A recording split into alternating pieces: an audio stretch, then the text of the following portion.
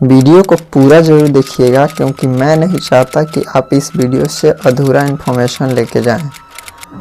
नमस्कार दोस्तों, मेरा नाम है अमन और आज की इस वीडियो में हम बात करेंगे 8 ऐसे व्यक्तियों के बारे में जो सनातन धर्म की पौराणिक कथाओं के अनुसार हजारों वर्ष पहले इस संसार में निवास करते थे, लेकिन ईश्वरीय अभिशाप या फिर आशीर्वाद के कारण शायद आज भी इस मटेरियलिस्टिक वर्ल्ड में मौजूद हैं।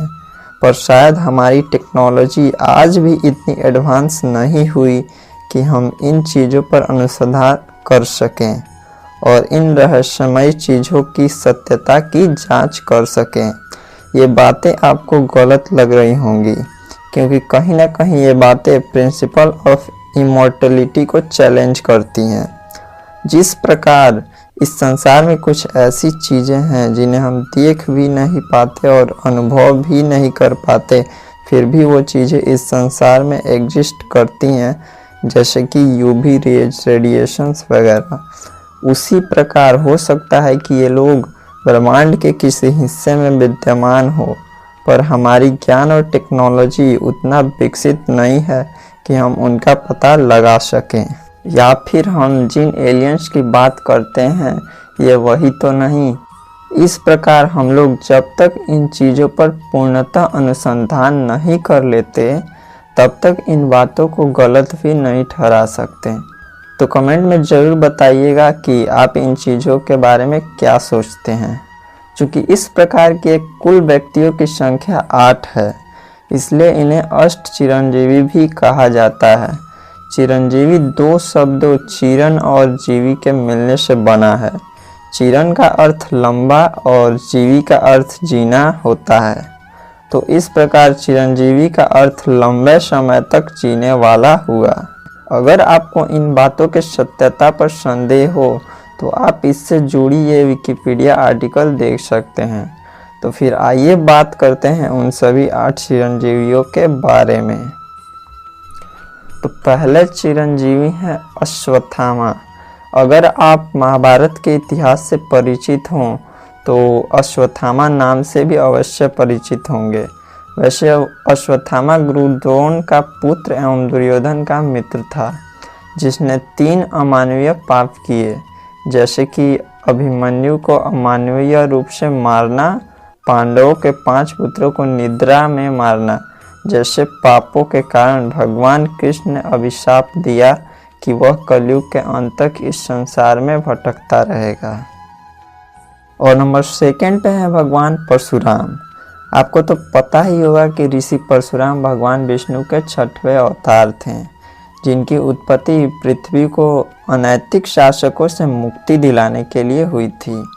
पौराणिक वर्णन के अनुसार भगवान परशुराम ने पृथ्वी को 21 बार क्षत्रिय विहीन किया था और काल्की पुराण के वर्णन की माने तो भगवान परशुराम कलयुग के अंत से 800 वर्ष पहले पृथ्वी पर अवतरित होंगे। और नंबर 3 पे है वेद व्यास। महाभारत को लिखने वाले वेद व्यास ऋषि पराशर के पुत्र एवं ऋषि वशिष्ठ के पोता थे। वेद व्यास का जन्म त्रेता युग में हुआ था तथा वह पूरे द्वापर युग में भी जीवित रहे, जिस युग में महाभारत की इतिहास घटित हुई। और उन्हें गणेश भगवान के द्वारा चिरंजीवी होने का आशीर्वाद प्राप्त हुआ, जिसके कारण वे 8 चिरंजीवियों में शामिल हो गए। और नंबर 4 पे हैं विभीषण। आजकल के ज़माने में विभीषण के संदर्भ में घर का भेदी लंका ढाए जैसी लोकोक्तियाँ प्रचलित हैं, जो कि सत्य एवं धर्म का साथ देने वाले विभीषण के संदर्भ में सरासर गलत है। रावण के अनुज विभीषण रावण वध के बाद लंका के राजा बने और उन्हें श्री राम द्वारा चिरंजीवी का आशीर्वाद प्राप्त हुआ। और नंबर 5 पे हैं कृपाचार्य। कृपाचार्य महाभारत काल में कुरुओं के कुलगुरु थे। वह अपने सभी छात्रों को एक समान समझते थे और एक जैसा व्यवहार करते थे, जिसके कारण उन्हें चिरंजीवी होने का आशीर्वाद प्राप्त हुआ। और कृपाचार्य को प्रायः एक आदर्श गुरु के रूप में याद किया जाता है।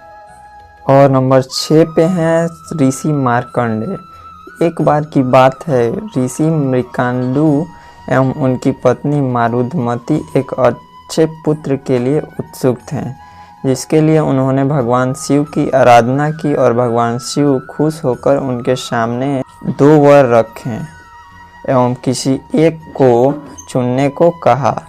पहला वर एक सात्विक पुत्र परंतु कम आयु का, और दूसरा वर एक मंद बुद्धि पुत्र परंतु लंबी उम्र का था। लेकिन ऋषि मृगांडू ने पहला वर स्वीकार किया।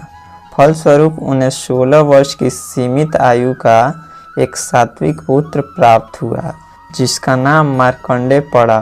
धीरे धीरे ऋषि मार्कंडे भगवान शिव के महान भक्त बन गए और वे अपनी आयु समाप्त होने के अंतिम दिन भी भगवान शिव की भक्ति में लगे रहे।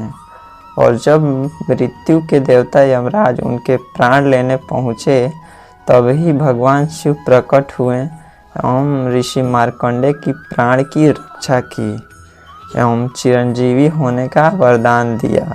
इस घटना के पश्चात भगवान शिव का नाम कलांटक अर्थात मृत्यु को नाश करने वाला पड़ा, और कहा जाता है कि यह घटना कुरुक्षेत्र जिले के मार्कंडा नदी के किनारे हुआ, जहां पर बाद में मार्कंडेश्वर महादेव मंदिर का निर्माण हुआ। और नंबर 7 पे हैं महाबली हनुमान। वायुपुत्र महाबली हनुमान भक्ति, निष्ठा, ब्रह्मचर्य, साहस, शक्ति एवं ज्ञान के प्रतीक माने जाते हैं। महाबली हनुमान रामायण काल में अवतरित हुए थे और रामायण काल के अंत में उन्होंने पृथ्वी पर रुकने का निर्णय लिया, और द्वापर युग में घटित महाभारत में भी उनकी उपस्थिति पाई गई है। तथा साथ ही कलयुग में तुलसीदास द्वारा हनुमान जी के दर्शन का वर्णन मिलता है। इस प्रकार महाबली हनुमान सभी 8 चिरंजीवियों में एक चिरंजीवी ज्ञात होते हैं। और अंतिम चिरंजीवी को जानने से पहले वीडियो को लाइक करें। वीडियो कैसा लगा कमेंट में ज़रूर बताएं, और चैनल पर नए हैं तो चैनल को सब्सक्राइब करके बेल आइकन को ऑन कर लें, ताकि इस चैनल पर आने वाली वीडियोज़ का नोटिफिकेशन आप तक सबसे पहले पहुंच सके। तो चलते हैं 8वें एवं अंतिम चिरंजीवी के तरफ। तो 8वें चिरंजीवी हैं दैत्यराज महाबली। महाबली विरोचन नामक साम्राज्य का सम्राट था एवं सभी युद्ध कौशल में निपुण था। एवं जब समुद्र मंथन से प्राप्त रत्नों के लिए देवों और असुरों में युद्ध हुआ, तब महाबली ने देवताओं को हराकर स्वर्ग एवं पृथ्वी पर अपना अधिकार कर लिया। और फिर जब वह अंतिम अश्वमेघ यज्ञ का समापन कर रहा था, तब भगवान विष्णु का ब्राह्मण वेशधारी वामन अवतार हुआ और उन्होंने राजा बलि से दान में 3 पग भूमि मांगी, और महाबली ने स्वीकार कर लिया।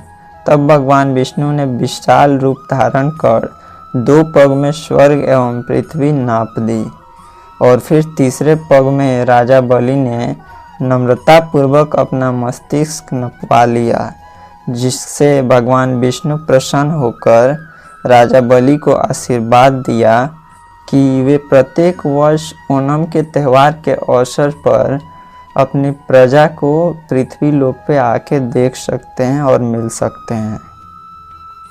और बता दें कि ओणम का त्यौहार केरला में मनाया जाता है, जो कि एक बहुत ही प्राचीन त्यौहार है।